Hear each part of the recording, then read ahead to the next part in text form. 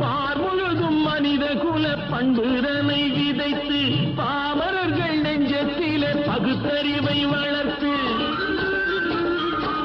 பார் முழுதும் மனித குல பண்புதனை விதைத்து பாமரர்கள் நெஞ்சத்திலே பகுத்தறிவை வளர்த்து போர் முறையை கொண்டவர்க்கு நேர்முறையை விதைத்து சீர் வளர தினமும் வேகமதை வளர்த்து பெற்ற திருநாட்டினிலே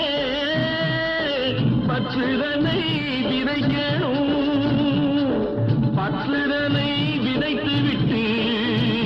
நல்ல ஒற்றுமையை வளர்க்கணும்